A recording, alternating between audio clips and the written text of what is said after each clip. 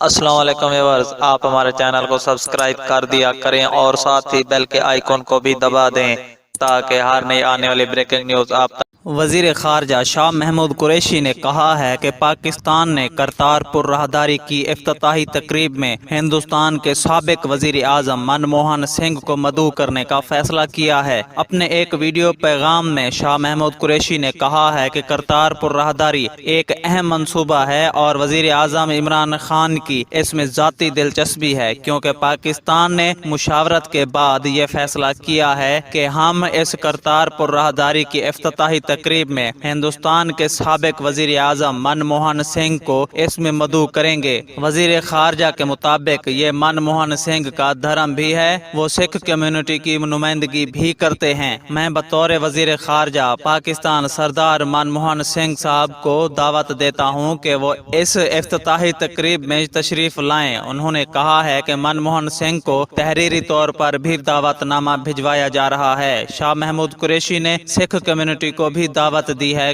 وہ بھی اس تقریب میں شرکت کے لیے تشریف لائیں اور بابا گرو نانک کے 550ویں دن کی خوشیوں میں شریک ہوں۔ یاد رہے کہ پاکستان بابا گرو نانک کے 550ویں یوم پیدائش کے موقع پر نومبر میں کرتارپور راہداری کھولنے کے لیے پرعزم ہے۔ کرتارپور کہاں واقع ہے؟ کرتارپور گوادرا ضلع نارووال کی تحصیل شکر گڑھ میں واقع ہے، جو بھارتی سرحد سے کچھ دوری پر ہے۔